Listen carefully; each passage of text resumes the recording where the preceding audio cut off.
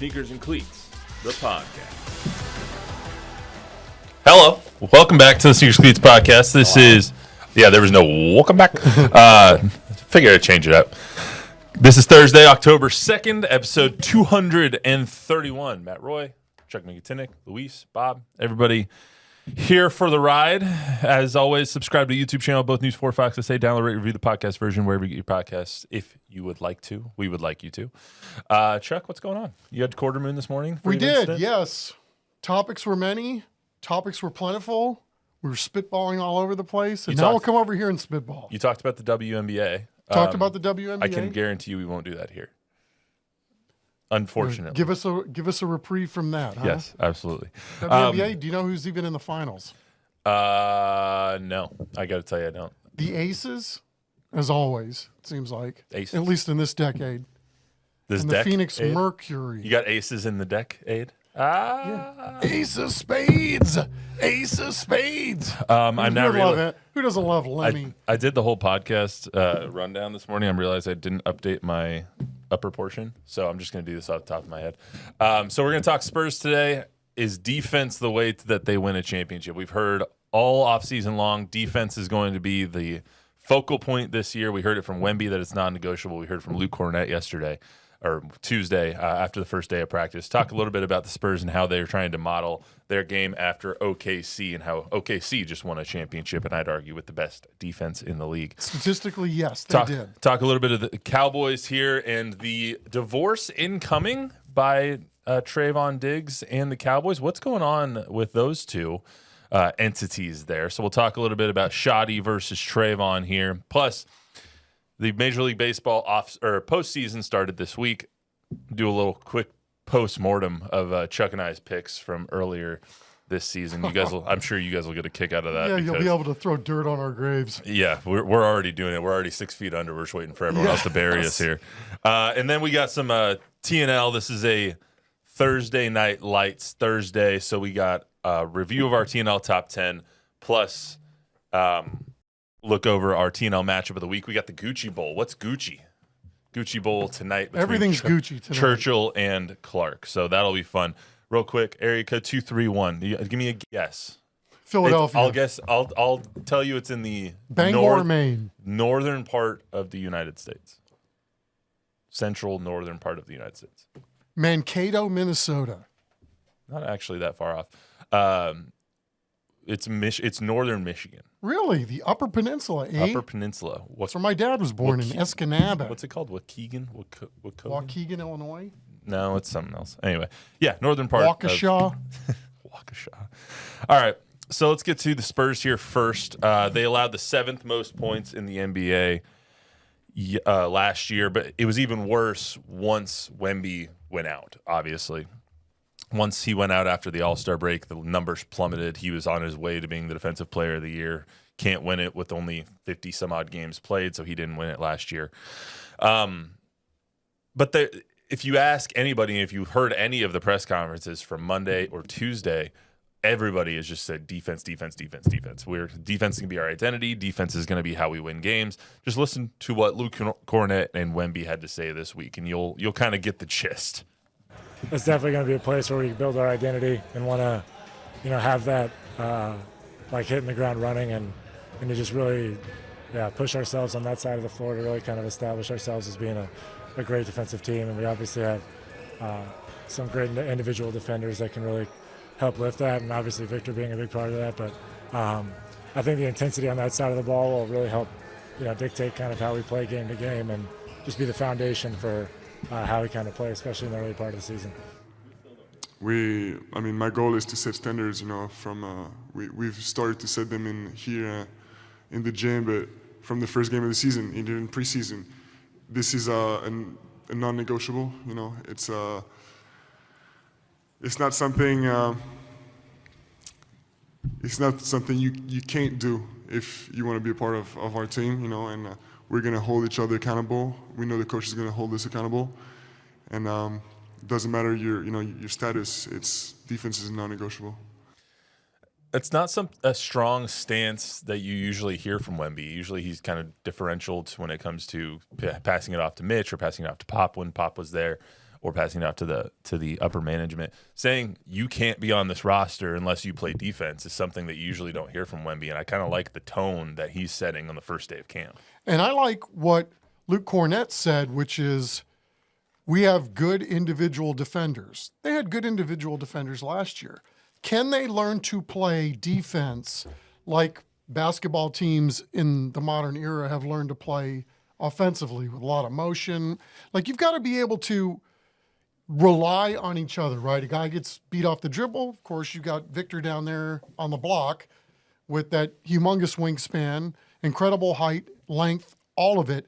He, just looking at him when his arms are out, will change the way other teams have to attack the rim. So how do you, as a group, play well around him? That's going to be the fascinating thing, because talk is cheap, right? I mean, this is by all accounts, has been a Popovich team forever and a day. It's always been about defense. And so when you see that the Spurs were ranked 25th in that regard last year, to your point, Victor was out a good chunk of those games. But the bottom line is, if you want to make the leap as a team this year, the easiest way to do it is learn how to play good defense. Look at all the top teams in the league last year. Look at Orlando. They were the number 2 defensive team last year. Who was the team that kind of took everybody by surprise last year in making that big leap from perennial doormat to, obviously respectability? And it was because they flipped everything on the defensive end. Yeah, and you look at teams like OKC who won that championship with defense, and how did they play such good defense? They had a rim stopper in Chet Holmgren, and then they had big, versatile defenders on the wing, a Lou Dort, and you have to have a number of those guys to play good defense, and that's what Brian Wright has said all along. We want big, rangy guys who can play out on the wing, who can be versatile down low, and they finally got the guy, or the guys, if you want to count Kelly Olynyk as well, in Luke Kornet, that can supplement Victor. When Victor's on the court, obviously their defense is much better, and their offense, they're just a better team, obviously. But when he went off the court, they were lost defensively because they didn't have someone at the rim. Yes, Luke Kornet and Wemby can play together, and we saw some images from practice and some videos from practice the other day that was them playing offense together with a little bit of a pick and roll. But the main thing that Luke Kornet is going to be able to do is give Wemby some time to go to the bench and not worry about the team going ape crap on defense. So Luke Kornet is another rim defender that they needed. And so now that they have another rim defender for when Wemby goes to the bench, you have guys in the versatility and the depth on the outside where you can play individually but also still play together. And, we saw this a lot last year, right? There's too many defensive breakdowns for the Spurs where teams are getting bunnies around the basket. There are ways to draw Victor out, and, these offenses are pretty sophisticated with ball movement and how crisp passes are, cross-court passes, everything that teams do to get wide open shots. There just has to be more guys committed during the 24-second shot clock. And, a guy gets beat off the dribble, there are rotations involved, and you got to make sure that guys are paying attention to everything that's going on and be committed during that 24 seconds to make sure that the other team doesn't get a great shot off. And then also, conversely, when they do get a shot off, you can't just stop there. You got to make sure that there are people in position to get a rebound. And what do you need to play great defense? Mainly, you need great effort, and you need your team to be bought in together. And what it seems like, at least throughout the first week and throughout this offseason, has been because defense is the priority, these guys are all buying in together about the idea of playing individually together, if that makes any sense. They're playing – you have a Devin Vassell who's long and rangy and hasn't really tapped into how great of a defender he can be, in my opinion. Stephon Castle was great. Was a great defender last year. Dylan Harper, De'Aaron Fox can all be good defenders. Jeremy Sohan is one of the best defenders in the league, in my opinion. So if you combine all those guys and they all buy into one central idea of playing great defense and then figuring it out on the offensive end, you give yourself a baseline of greatness that you can try and fall back on, even if the shots aren't falling for Fox or Wemby or insert player here. You can play great defense and still hang around with some of the big boys. Yeah, well said, but I think it goes another level too, right? They've had individually solid defensive players. Now, can they communicate with each other and really tighten things up. Because if you aren't, you're playing defense, you'll have, well, the Dallas Cowboys. Yeah. God. You've got don't great need individual another. defenders, but it's not happening for whatever reason right now, right? Got to communicate. So, side note, did you see the pictures of, you mentioned Dallas and it just jogged my memory. Did you see the pictures of Anthony Davis at Media Day? No. He's apparently like 15 to 20 pounds heavier. And so everyone's like, what do they feed these guys in Dallas? Because Luka was fat when he was in Dallas. And now Anthony Davis, who they just traded for, is apparently fat. And Luka slimmed down when he went to L.A., and so did Anthony Davis. So where everyone's wondering what the hell people are feeding them in Dallas now, which is hilarious. I think that when you see, just to put a bow on this Spurs topic, when you see and hear that they're focusing on defense, it makes you like, they're trying to be OKC so bad. They're really trying to be Nothing OKC. wrong with that. No, right? there's not. They're holding the title right now, and they're going to be holding the title again very soon if I was to put some money on it. Yeah, and, back in the day, it was OKC trying to be the Spurs. Yeah, So so everything's cyclical here. everything is. It all comes back home. All right, let's talk about the Cowboys here for a couple. Actually, unless Bob, you got anything? One important note here, I think it was Paul Sarzar said, Chuck Miketinac, you are the man. You are the man. Congratulations on that. I like your tie And too. Paul's on our payroll. Thank you, Paul. Nice to hear nice things. You're very kind. Thank you. I like your tie as well. Thank you very much. I'm not a big fan of the shirt. You know, You ever go to the store and you buy a shirt? It's on sale. Think it might look nice. You get it out of the wrapper and go, wow, I just bought one of those shirts that's supposed to go with the tuxedo, the rented tuxedos. So you don't mind giving it back. Mm-hmm. This is one of those shirts. And unfortunately, it was my only white shirt that wasn't at the cleaners. So, okay. I went too far and too long. no, on I mean, that. I get it. I get it. Not a fan of the shirt. Still the man, though. I mean, he is the Thank man. you. Thank you, fellas. He is the man. Appreciate All right, let's get to the Cowboys here for a couple Checks of in the minutes. mail, Al. Checks in the mail. Cowboys are playing the Jets coming off of their tie. The Jets coming off of their performance. Yeah, it's bad there. It doesn't get much worse. So Scott Van Pelt on the SV Pod does a segment called Poop Town, and the Jets are in Poop Town. The Jets are buying land in Poop Town. They're poop. Crazy Town was already taken. The Jets are just so bad. Like they best quote of the season so far was Breece Hall saying, "People shoot themselves in the foot, and instead we shoot ourselves in the head." Like you had like 11 or 12 penalties. You had 4 different turnovers they were like, okay, we're only down by 7 at halftime. You come out and you fumble the opening kickoff. Like it's so bad in New York. No matter who the coach is, no matter who the players are, the Jets just suck. That being said, the Cowboys have every opportunity and are the exact kind of team to let the Jets win this game. I certainly hope not, because I think we talked about this earlier in the week, right? You wouldn't look at this game normally and go, must win. But it kind of is, based on what the Cowboys haven't done in terms of getting wins early on in the season. They got to get this game. Their offense really shocked, I think, a lot of people on Monday night that they were able to do that against the number one defense, to rack up those kind of yards, given how banged up and who the Cowboys were missing with 3 starters on offense.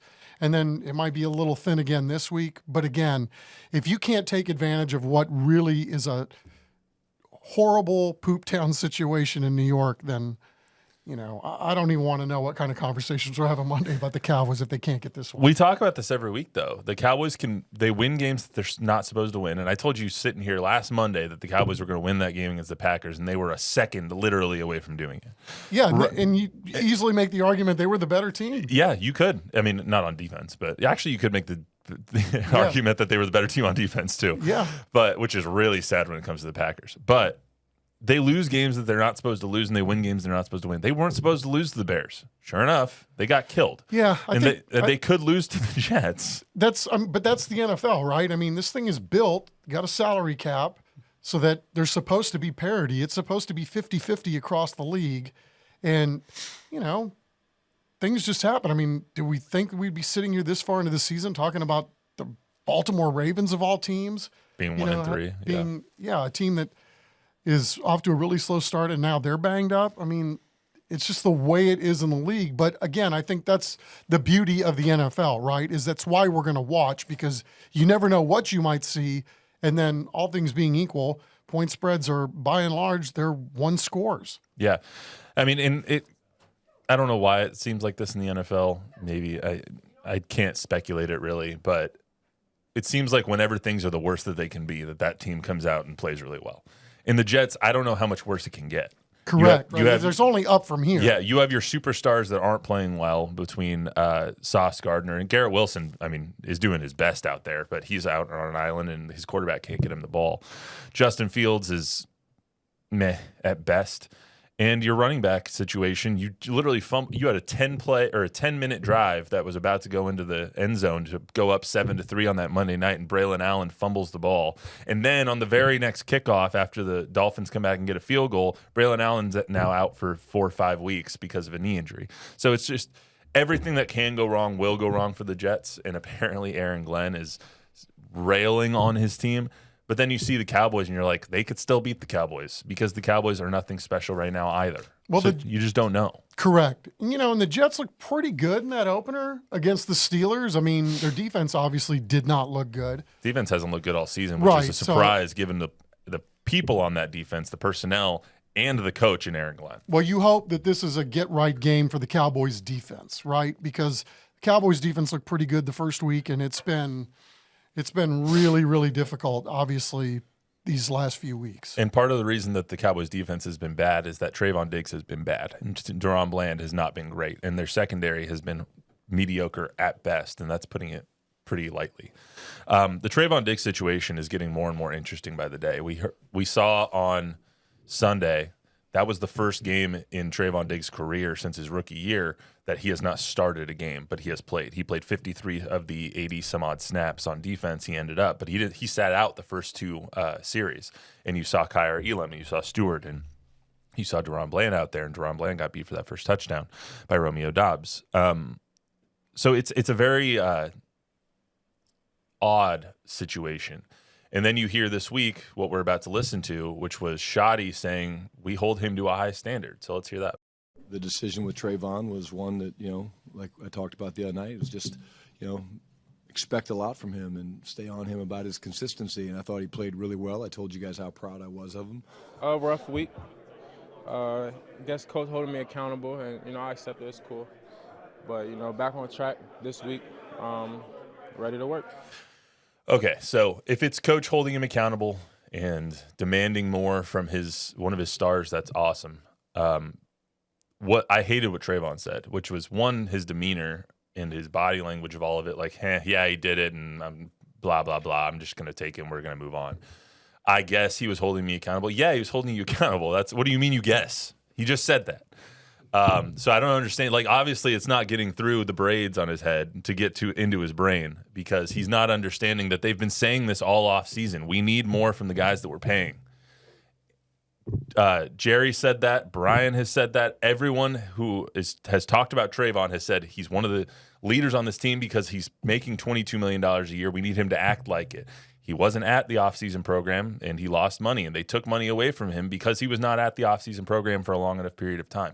You're seeing things from Trevon Diggs that are not leadership potential and are not what your star players should be doing. And I think that an argument could be made that a divorce between those two is more likely than not at this point. You bring up some really interesting points, and you make some key points too. It's kind of hard to argue to push back anything that you've said.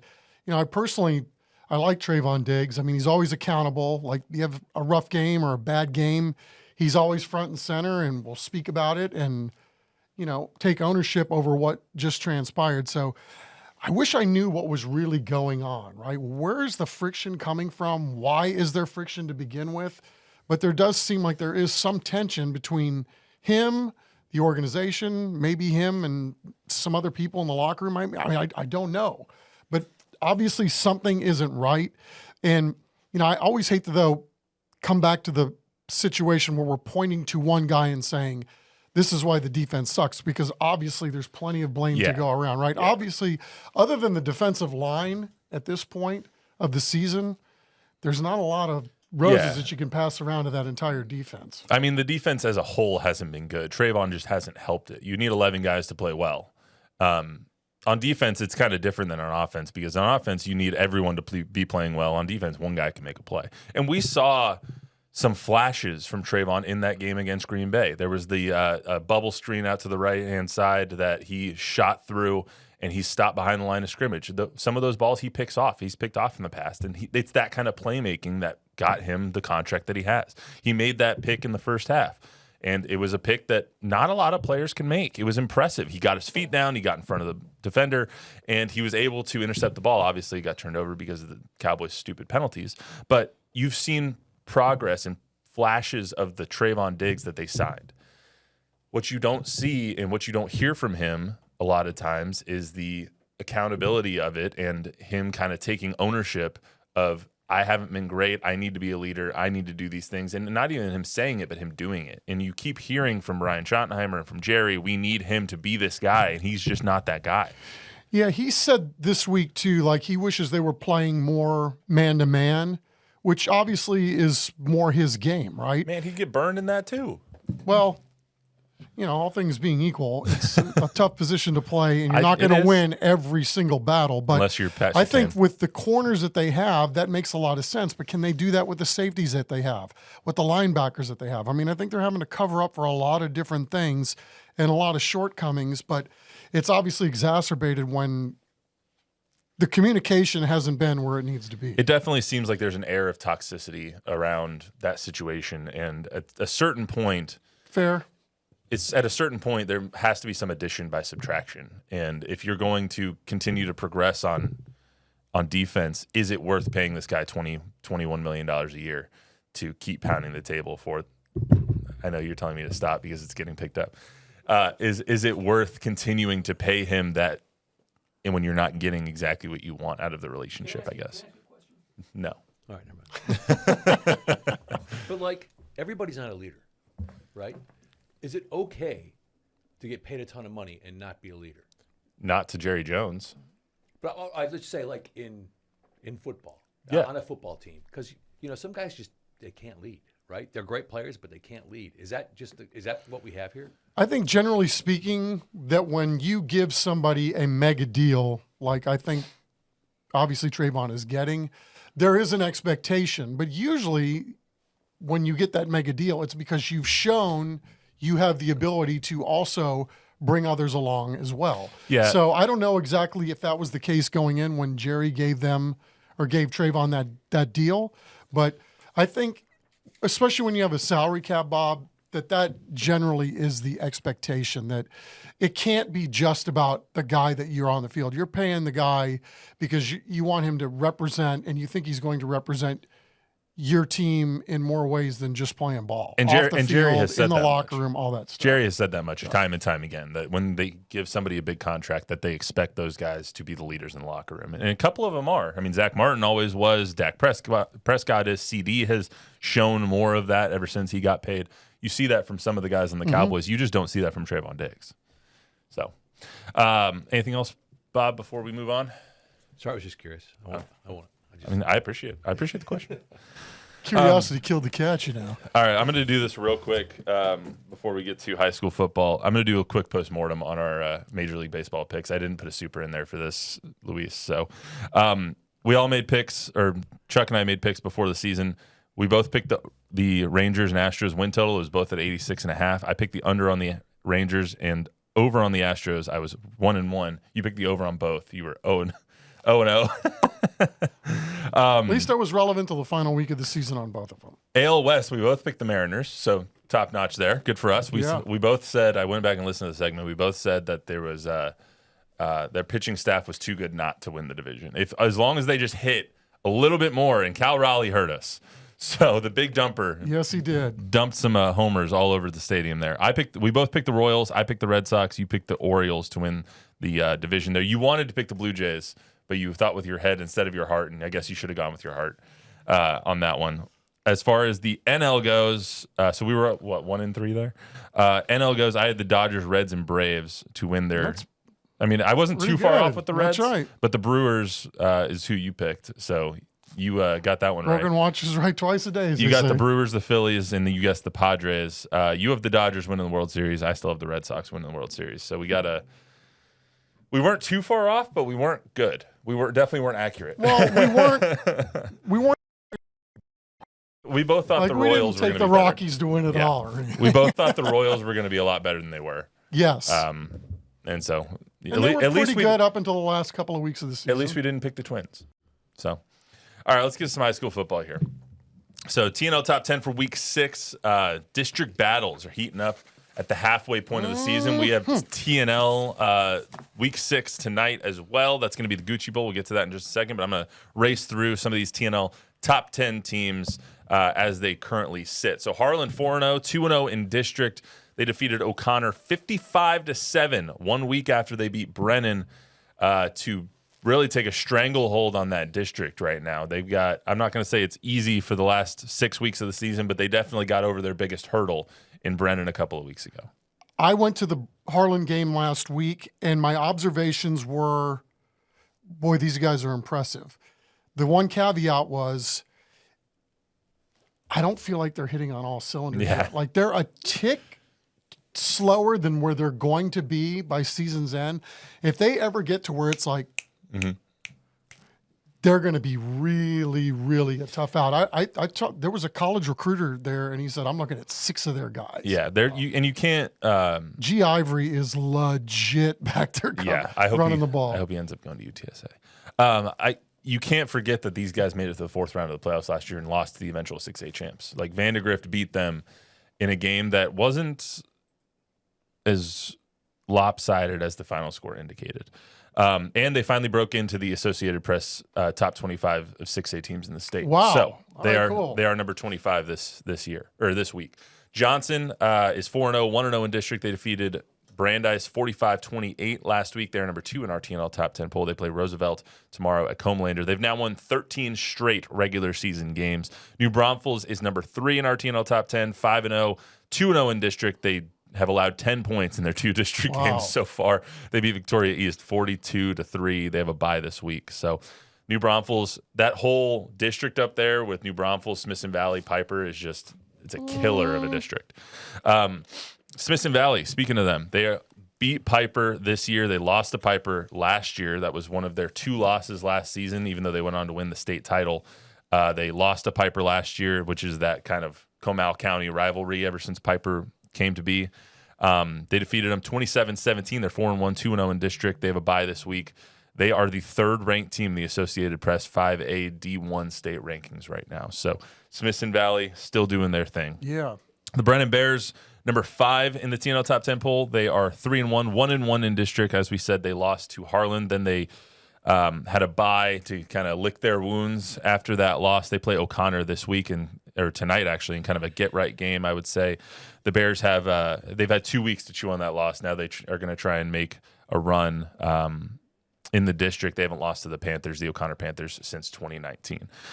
Steele is number 6 in our TNL top 10 poll. We see them next week in the Judson Steele game on TNL. That'll be really, really fun to do and see. They're 4-1, 1-0 in district. They beat Clemens last week 48-20, and that Clemens team is no joke. We saw them 2 weeks ago against Very Alamo talented. Heights. So they play East Central this week. East Central just lost to Judson. So you don't really know what to think of East Central after they lost Isaiah Mackey and a lot of their talent from last season. But Coach Hubbard always has those guys. Yeah, I mean, and they've lost some really, really close games. That Judson game ended up going to overtime. Clark won a squeaker against them. So they've been toe-to-toe with a lot of really good teams. It just hasn't translated early on in the season to getting wins. The Knights are 13-0 all-time against East Central. Let's get to Clark. Clark is number 7 in our TNL top 10 poll. We'll talk about them a little bit more in just a little bit. They beat Lee last week 42-0. They're 4-0, having the best start to their season since 2009 when they made the 4th round of the playoffs and went like 13-3, I think is what it was, what it ended up being, something like that. Southwest Legacy, surprisingly, number 8 in our TNL top 10 poll. They are 5-0, 3-0 in district. They beat Laredo Figueroa 57-18 last week. That was a week could have been a little bit of a letdown. They were coming off a big win over Jay 17-16 2 weeks ago. Next week they play Laredo Nixon. It's all setting up for the I think it's the Fire and Armor Bowl is what they call it, in 2 weeks against Southwest, which is Dude, going to be a banger. It is. I got to figure out what's going on with Southwest Legacy. I haven't seen them, but you beat Jay. You obviously the record speaks for itself, but you beat Jay and you shut them down like they did on defense, and then you see what they were able to do last week against Figueroa. I mean, man, something special's going on there. We may want to get on that bandwagon right now. Yeah, Southwest is who they're going to play in a couple of weeks. That could very well decide the district title in 2 weeks in the Fire and Armor Bowl. They had a bye last week. They play Southside tomorrow, 7:30 at Southside. The Dragons put their 16-game district winning streak on the line tomorrow. So that's a significant win streak for Coach Franco down there. Yeah, he just keeps winning. That's all he does. Just Surprising, wins a lot of games. Surprising results of last week was Bernie defeated Alamo Heights 37-35 in the first district game of the year. That is Alamo Heights and Coach Ritteman's first district loss since he became the coach in 2019. I didn't realize that. Yeah. Really? Yeah. It's insane. Hats off to Bernie. Hats off to Bernie, who we all left for dead after Shea Hendricks and Hank Hendricks left to go to Arkansas. We were like, yeah, Bernie's there to take a step back with a new coach. Hell no. They are right in this thing. And the only loss that they had was to 7 points to Piper, who's a very good team still as well in week 1. So, I mean, Bernie is no joke. And they break it into the TNL top 10 this week. They're 4-1, 1-0 in district. They're number 10. And that's the TNL top 10 this week. So let's get to the Gucci Bowl. Gucci Bowl, Churchill versus Clark, named after the poshness, I will say, of the two teams in the 80s. Those were the two. What is that signal? Highfalutin. Yeah, highfalutin. Yeah. That's the Don Harris team of the 80s. Don went there and graduated in 83, right? When did you graduate? Yeah, 82. 82. Yep. So he's a year behind you, is that right? Yes. Okay, so Madison, class of 82, by the way. Yes. Shout out Mavs. Shout out Mavs. Big win last week for them. So this Coach game has been played ever since 1984. Churchill leads the all-time series 25-17-2.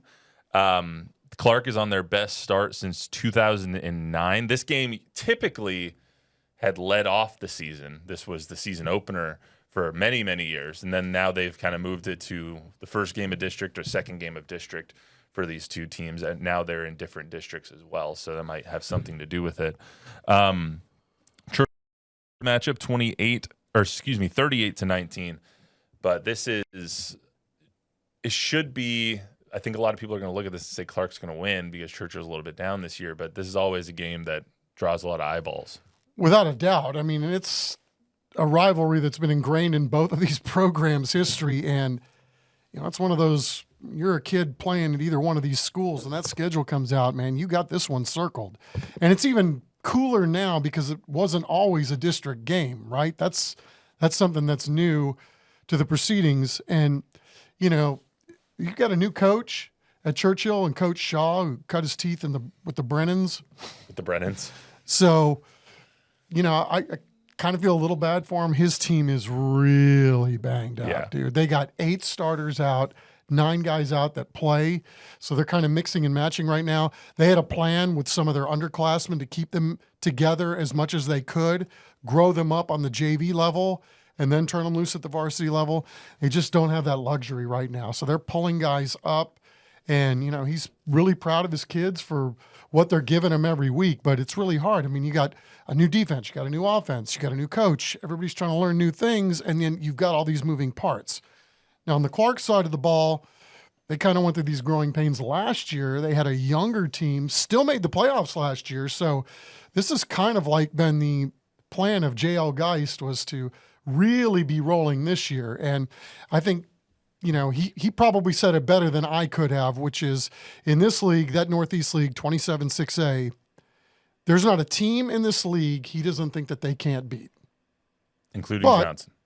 There's not a team in this league he doesn't think they could lose to, too. So it's mad respect, top to bottom, as it should be in that district. And he knows they're going to be in for a hell of a fight tonight. Let's hear from Coach Geist. Coach, this is 7th year here. Obviously, this is a tradition that goes way back all the way back to the 1980s. But when I say the Gucci Bowl to a coach, what does it mean? it's a big game for both communities. Like you said, it's been going on for way back into the 80s. When I got here, it was still the first game, the Gucci Bowl. Now it's kind of transitioned a little bit now that we're district opponents. And Gucci Bowl for us still has some meaning to both communities in terms of the traditional game and the traditional rivalry. But it's got more than that to us now, and we try to really focus on the fact that this is a district game, and we really need that district win. It's more than just the rivalry. 4-0 to start the season. What is working so well for this team right now? We've been growing as the season goes on in terms of what we do. We're getting better. There's always things that we need to work on after every game. I let the guys know, hey, we'll celebrate this, and then we'll go back to work. And that's kind of been what we've been about for the past several weeks is, okay, let's work on what we need to work on. Let's get better at this, and let's go take it out onto the field.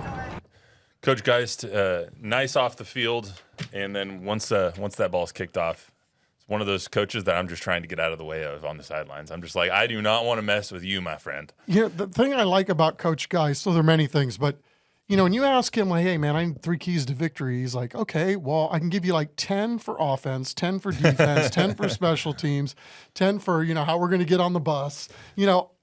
Literally everything is broken down, and they've got little markers that they try to hit week to week, month to month, all these little check boxes these check marks that they want to hit all the boxes on. And I think it's kind of cool that everything is kind of spelled out, right? Everybody kind of knows what direction that we're going. And it's really that meticulous in terms of game planning and where they want to go and the roadmap that he provides every single week. Yeah, and as for Coach Shaw, he's doing his best over there in his second year at Churchill. Obviously, he's dealing with a lot of injuries, but let's hear from him and what this Gucci Bowl and his second iteration means to him.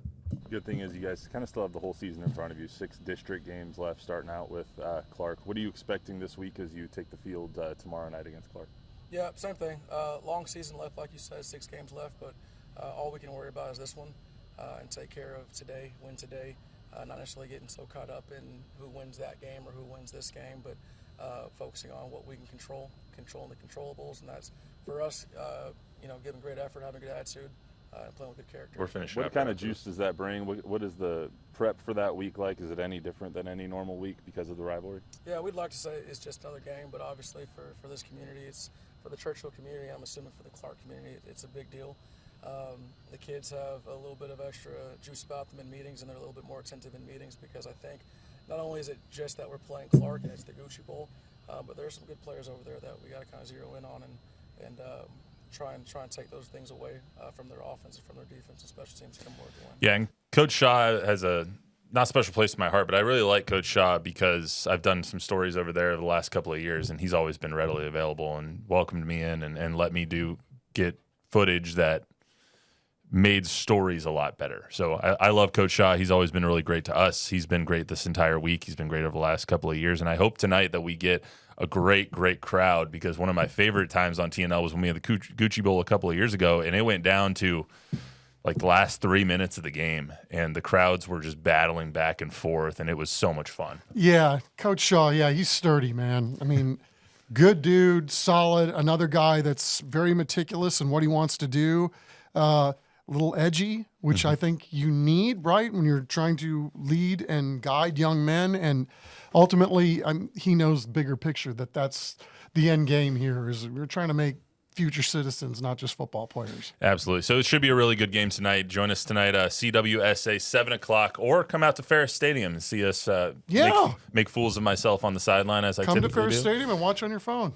Yeah, exactly. Do both. Come to Ferris and bring another phone. Bring 2 Bring multiple phones. Bring 2 phones. Luis is Drive telling me to hurry up, those but I have to numbers. tell people to bring their phones. Luis has got to go. Luis, you got a hot date? Luis has Okay. has another eye appointment. He can't even see us at this point. That's all we got for you today on the Sneakers Cleats podcast. Remember, download, rate, review, give us a 5-star rating, tell a friend, tell an enemy. We'll be back on Monday to recap the weekend. See you then.